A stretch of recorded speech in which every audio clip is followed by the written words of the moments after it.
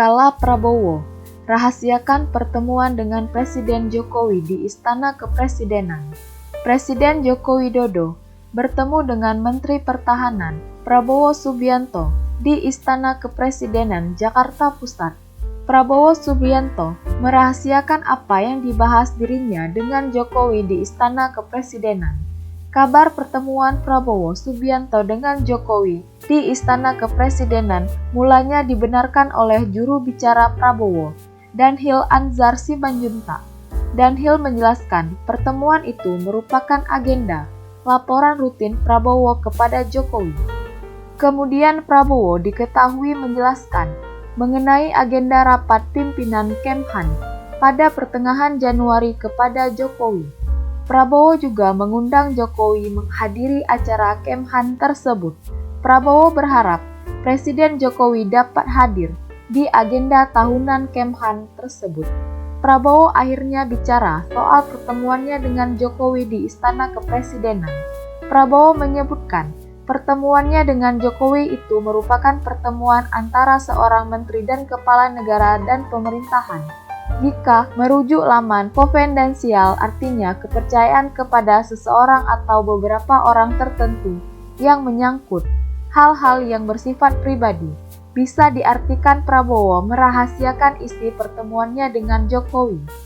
Meskipun tak ingin menjelaskan lebih lanjut, Prabowo menyebutkan pertemuannya itu menyangkut soal dirinya yang merupakan Menteri Pertahanan, sehingga kata Prabowo hal itu tak dapat diumbar seluruhnya.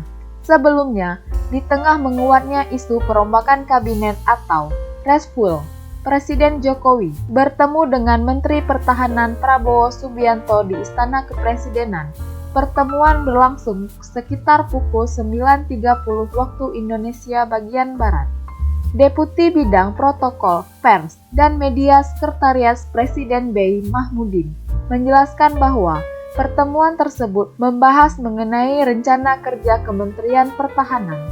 Dalam kesempatan tersebut, menurutnya, Menhan mengundang Presiden untuk hadir dalam acara Rapim Kemenhan. Sebelumnya, isu perombakan kabinet atau reshuffle semakin menguat.